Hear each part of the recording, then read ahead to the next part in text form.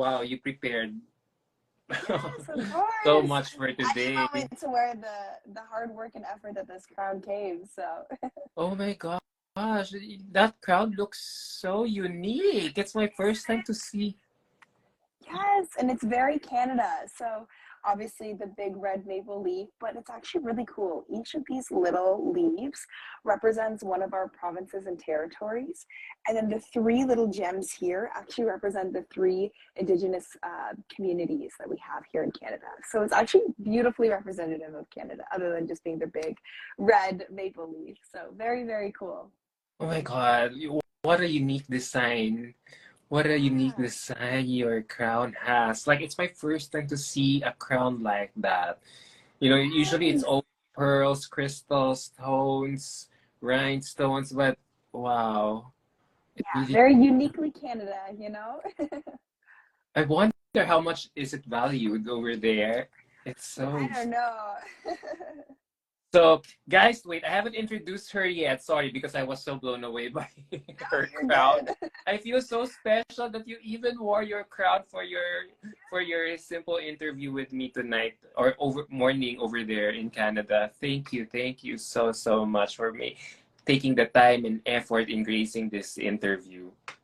Of course, always. Yeah, guys, so she, here here she is right now, Miss Madison Kvaltin, 20 Miss Universe Canada 2023.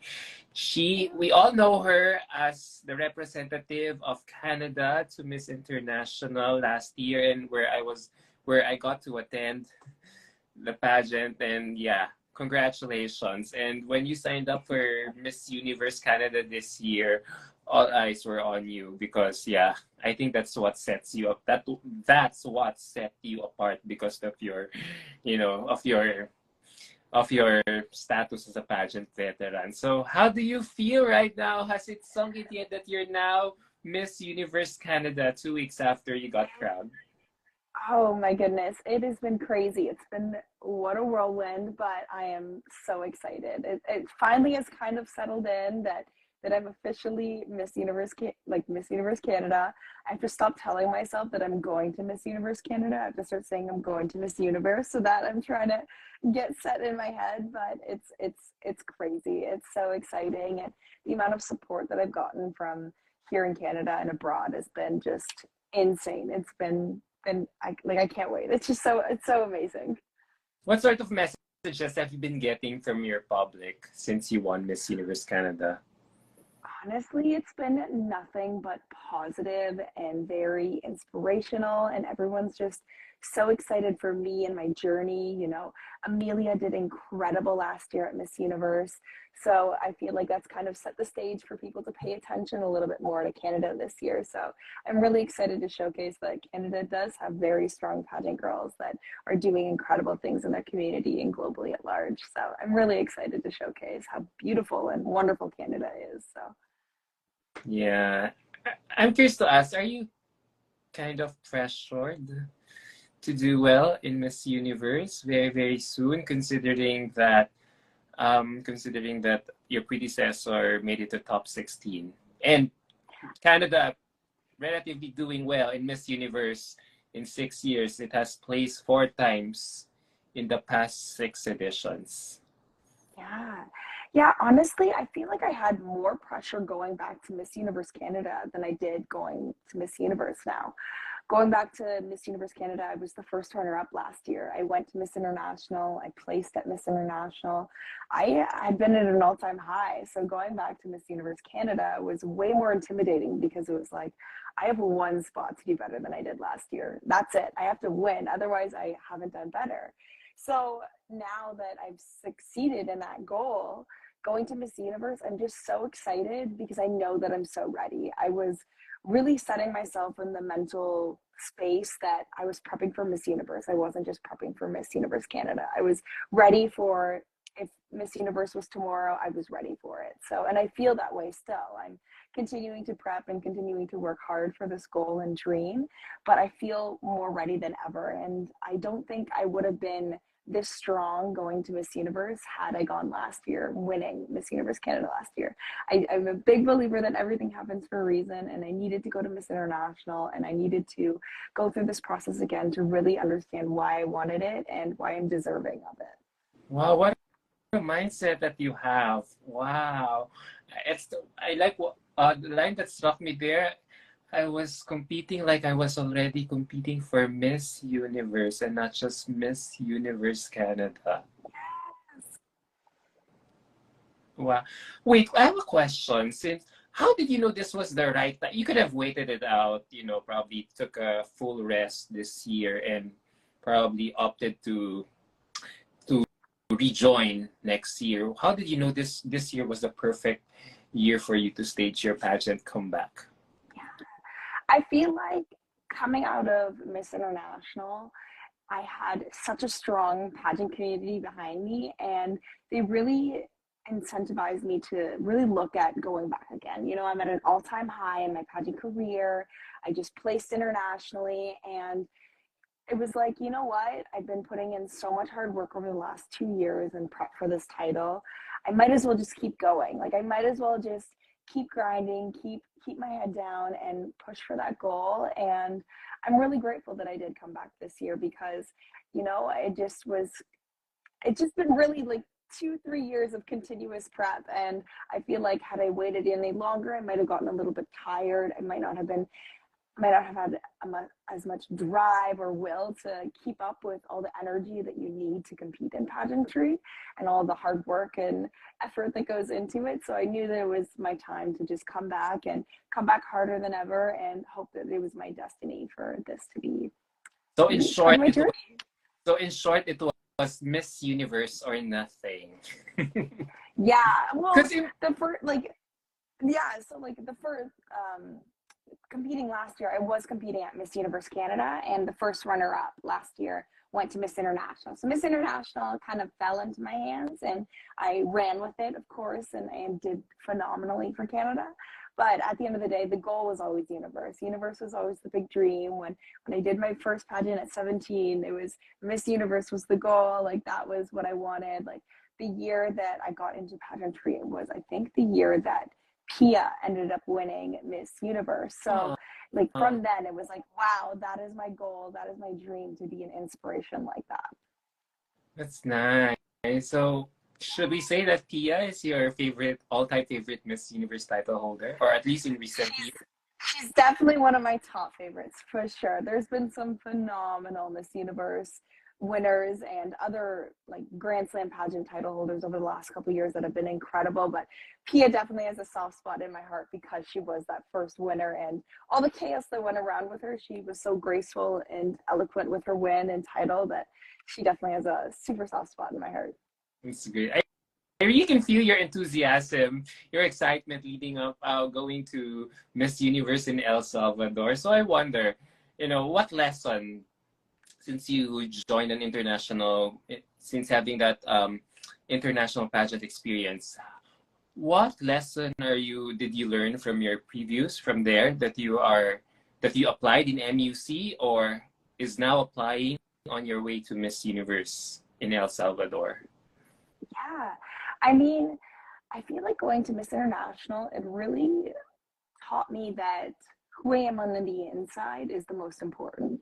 Now, Miss International, it's a lot more of a conservative pageant. It's a lot more about your personality, who you are, and what you're doing in your community.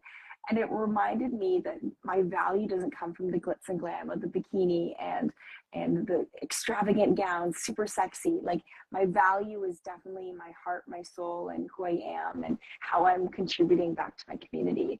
So it just kind of brought me back to my roots of why I even joined pageantry and that effort to help people and that effort to inspire and motivate through who I am as a being, not just how I'm presenting myself on stage.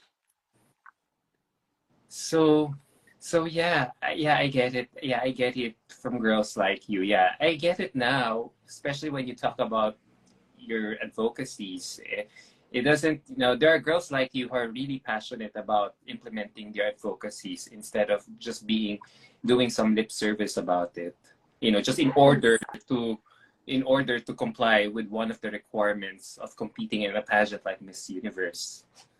Yeah, I'm a big believer that pageantry has beautifully evolved into being more than just starting a cause because you win a title, like starting all these activities to support any philanthropy after you win. I'm a big believer that you're a queen before you ever get that crown and sash. So for me, I've been in my philanthropy for the last almost 10 years. This is my life passion. This is more than pageantry. This is my life goal, really. And I think that a true beauty queen has those supported causes that are true to themselves and true to their heart. I wonder, what can you share more about it? What your philanthropy for the past 10 years is all about? Yeah, so my philanthropy has been all in the body confidence and eating disorder awareness realm. So I really struggled in my youth with a severe eating disorder and it nearly took my life. I was hospitalized for quite some time, and the support and resources were atrocious. I had nothing as a kid. It was, if I had not pulled myself out of the situation, I would still be struggling to this day. And going through that, it made me realize that that's not okay. We need to have support. We need to be teaching our youth incredibly important skills to love, take care of, and respect their bodies. We need to show people that our bodies are constantly changing and that's okay. Like, there is no ideal body. There are just focusing on what health means to you, and your body will climatize to what it needs in that moment, and that's the most important thing. So for me, my philanthropy has been teaching workshops and seminars for mostly at-risk youth girls, but to all bodies, really. Those important skills, and important skills around engaging with social media as well. Social media can be a super scary place, especially when you're struggling with self-love. So it's important to know how to audit those spaces so that it is positive, inspiring, and it's promoting you to enjoy your body, enjoy other people, and not fall down the trap of comparison and worrying that you're not good enough. So Yeah, I mean, I'm sure the young girls of this generation is so lucky to have someone like you to pay it forward, to for you to share your experiences, because probably when you were experiencing it, you had no one to turn to when it comes to how to exactly. do it. Yeah. Exactly. And it's amazing. So I just found out that they recently, so I'm from Northern Ontario. It's a small little town north of Toronto in Canada. And I recently just found out that they just started to implement a proper eating disorder program up in the north so that they can properly rehabilitate young girls that are struggling with eating disorders. So we're actually making a difference by raising our voices and using our action to inspire people to get a bit more awareness about struggling with eating disorders or mental illness. We're actually making change now. So now we're getting the resources that are really, really needed to help anyone that's going through those hard times. Oh, that's nice to hear. Is this the reason why you founded Skill Athletics and official Body Love Club? Yes, so both Skilla Athletics and the Body Love Club are around my philanthropy. So Skilla is my athletic equipment company right now. So we do like mini bands and stuff like that. But the whole point of it is to really promote holistic well-being in terms of loving your body, exercising, and kind of giving your body the fuel that it needs.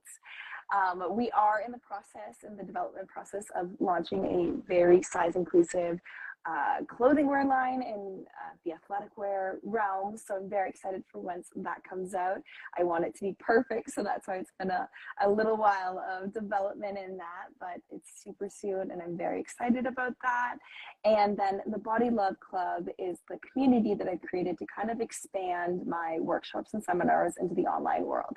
So as I've been teaching these classes, I thought, oh my goodness, I can use the benefit of social media to continue to spread those practices and remind people. You know, I had a couple girls come up to me and say, you know what, some days I'm feeling really awful about my body and self-love, and I just go to your page and read a couple posts and just kind of re-inspire myself that, hey, I'm doing the right thing.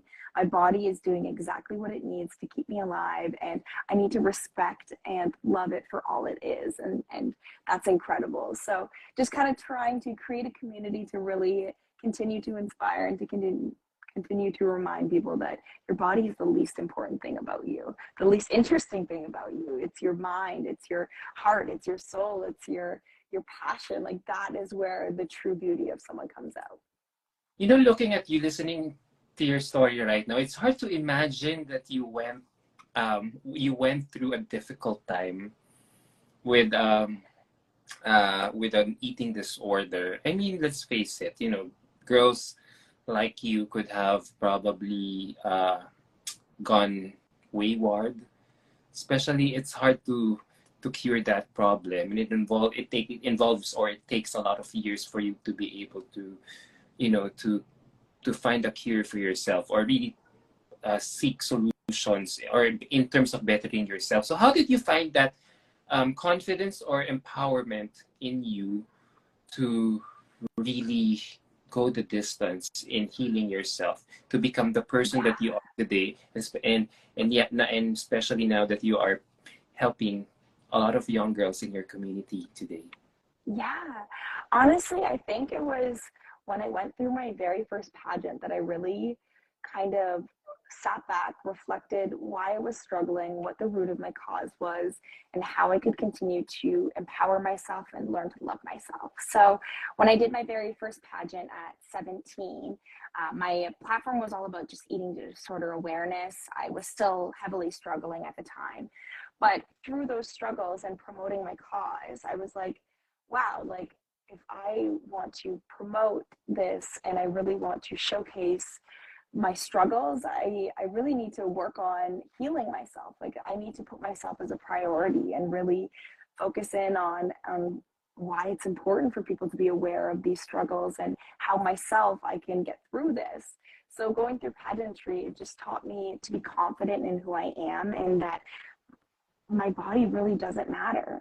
As long as I fuel it, as long as I give it good food, as long as I give it exercise, it's gonna present itself in the exact way that I need. And it doesn't matter. I don't need to fit any stereotypes. If I'm loving and expressive and using my intellectual being, then that's the most beautiful thing. You know, I've met some incredibly beautiful women before, but if you don't use your heart or you don't use your, I guess, beauty for greater good, then what are you doing? It's like your value comes from so much more than just being beautiful. And pageantry really taught me that, and it pushed me to want to become a better version of myself. It pushed me to want to heal myself, to want to actually become an inspiration for other people to admire to and to attain to. I don't want to be this unrealistic standard of beauty. I want people to be like, wow, she's incredible and I can be like that just the same. Like I can achieve that goal as well.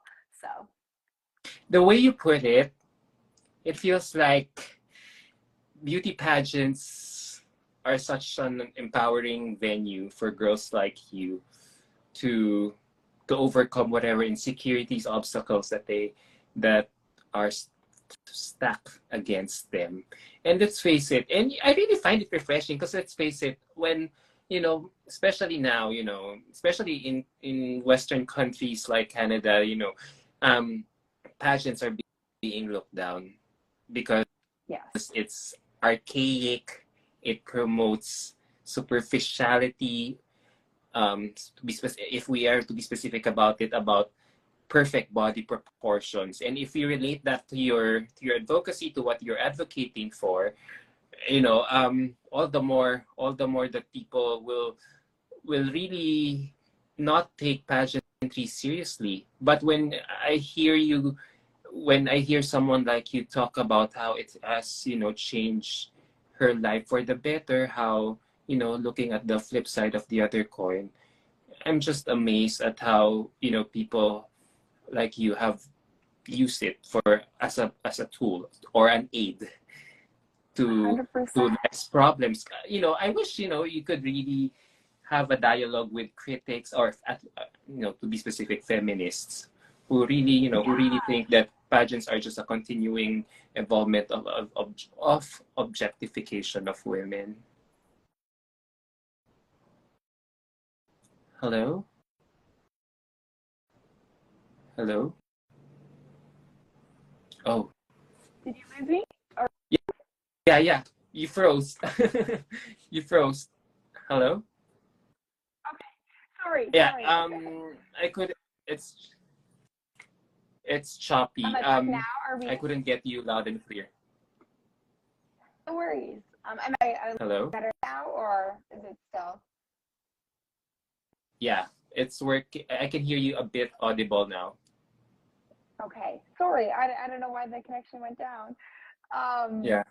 but no, I feel like people that think that pageantry is archaic or it's anti-feminist, they're just ill-informed. They're not aware of how beautifully it's evolved and how it really represents so much more than that. It's truly empowered women continuing to empower others. It's these incredibly passionate and philanthropic philanthropy forward women that are making change in the world. They just don't really know that. And anytime I've ever explained to someone why I'm in pageantry, then they get it. They're like, wow, okay, wait, I get it now. Like, that's amazing. They just don't know. And it just takes a willingness to have that open dialogue where people are willing to learn and listen. And that's when real positive change comes out, you know? Yeah, I and I'm glad that you're using it in its fullest potential because as I'm doing my research about you, you recently went on TikTok to share your horrible slash traumatic experience about being denied of a job in an airline industry because of your previous eating disorder. I mean, how harrowing is it for you for Yes. you to So go through that and somehow relive your ordeal before? yeah, it was super heartbreaking, being denied a job for my experience of struggling with an eating disorder as a child. But it kind of just gave so much more fuel to my fire that, you know what, we need to continue talking about this. We need to continue normalizing struggling. We need to continue to validate that it's okay if you go through those struggles. It shouldn't deny you opportunities.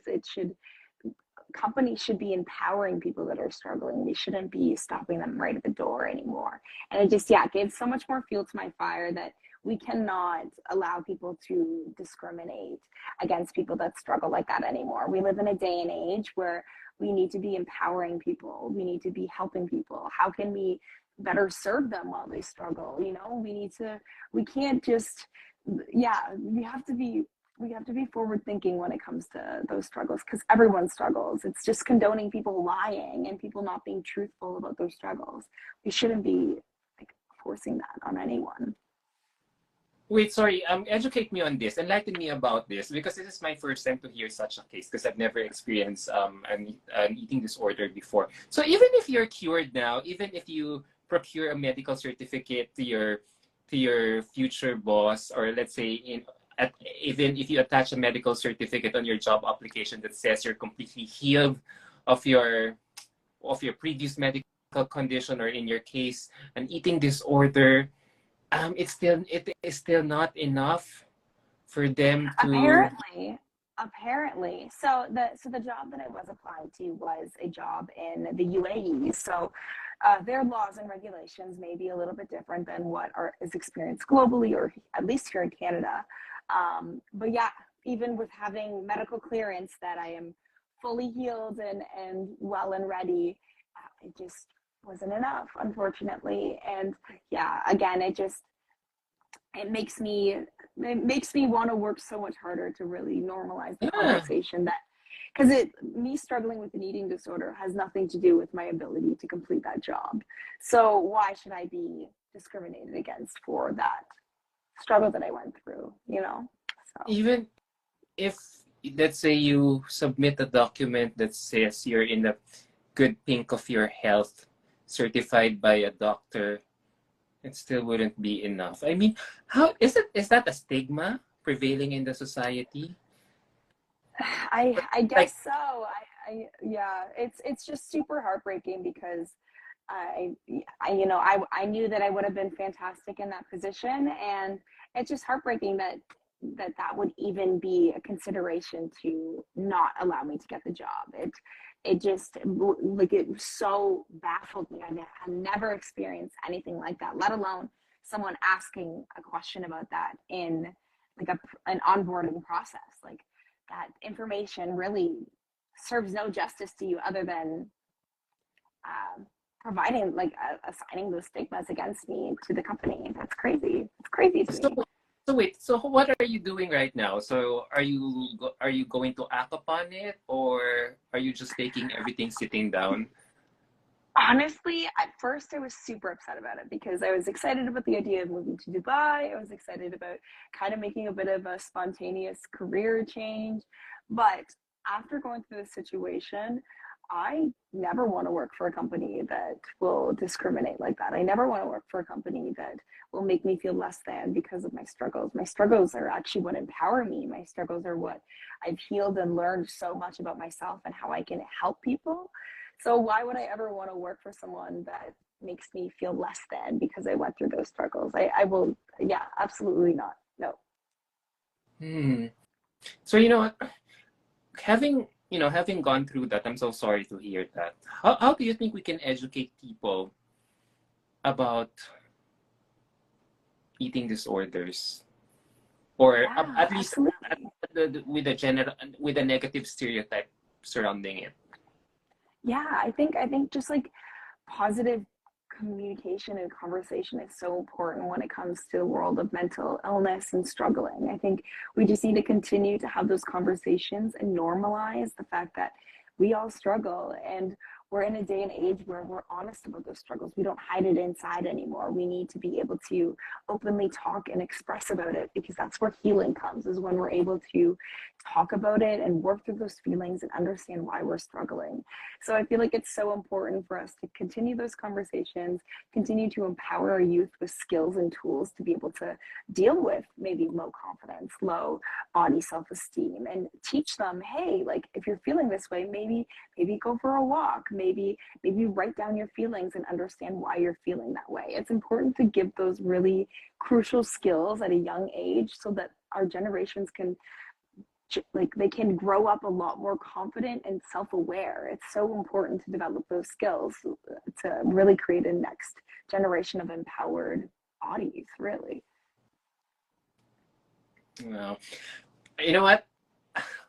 In the past 30 minutes that we've been talking, well, I'm just really blown away at how you narrated your story. And if we are going to take a page from what Miss Universe is all about nowadays, which is looking for that one transformational leader that can change her community, yeah, it could be you. Yeah, because just Yes. seeing how you were able to transform yourself from probably a skinny girl suffering through eating disorder, to joining pageants and seeing your worth, your value as a woman, as a productive citizen of your country, to empowering in terms of empowering your your empowering young girls to to examine themselves and make them feel they are so much valuable than anyone, than what anyone could think of them. Wow, Yeah, that's how absolutely. And it I seems feel like. like, yeah, no, I feel like as we continue to see the evolution, like Miss Universe is, they are trying to be a force for good now. So it's about being that queen before you get that crown. What are you actually doing in the community to make a big difference and to make an impact? We have this beautiful platform where, unfortunately, when you're in a crown and sash, people do take you a little bit more seriously and they listen to what you're saying. So it's really, really important to take advantage of this incredible platform to advocate for those incredible causes.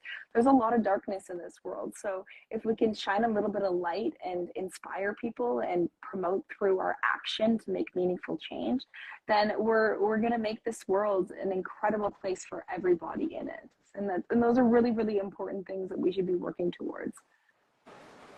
No, no doubt you'll really do well in the closed door interview. No doubt. You'll ace all the questions there. Like, yeah, yeah. As early as now, I think, yeah, you're a shoe in the top 16. I swear. Like, your previous accomplishment in your accomplishment in your previous international pageant is no fluke. Yeah, I think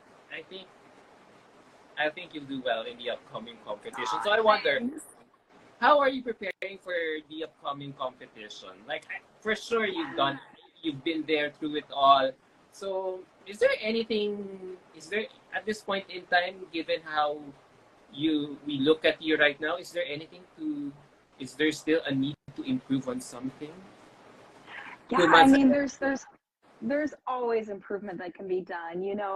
Looking back when I saw myself compete at Miss Universe Canada last year and even at Miss International, I thought that I was at my peak. I thought that I couldn't do any better, but if you work hard and you really have a clear set intention on what your goals are, you can always improve. Like for me, I always aim to be 1% better, a little bit better every single day. And I'm obviously going to continue to have that frame of mind going to Miss Universe. I'm constantly working on my interview prep with my coaches and my passarella prep and the overall conception of how I want to present myself and represent Canada. Like Canada, we're so beautifully diverse. We have so much culture and we're so loving and accepting. And I really want to integrate the beauty of my country in how I represent myself at Miss Universe. I really want everyone to see and understand and feel my presentation and how I'm representative of everyone. So I'm really, really excited to really showcase the true beauty that Canada offers at Miss Universe this year. You So. know, somehow I could relate with what you just said because when your finals was airing, when the prelims and finals were happening during your competition, I have a friend who lives there and who watched the whole thing, and he said, "Oh, you know what? There's a huge. I didn't know that there's a huge Chinese community there, and I think Yes. most of the audience were mostly Chinese. I was so surprised, really." Yes. Really, so and even I think part of the composition of the panel, I don't know, were mostly Chinese. I was really surprised. Oh, they really walk the talk. They're really one diverse community out there in Canada, at least in that side, in that part of your city where you're Yes, from. absolutely. Yeah, and like even like myself, like I'm a Ukrainian Slovakian and I'm so proud of my roots, but as a Canadian, Canadian can be whatever you want it to be. It's just embracing and loving and accepting of difference. And here we love everyone. It doesn't matter where you come from. We will we will welcome you with open arms. Yeah.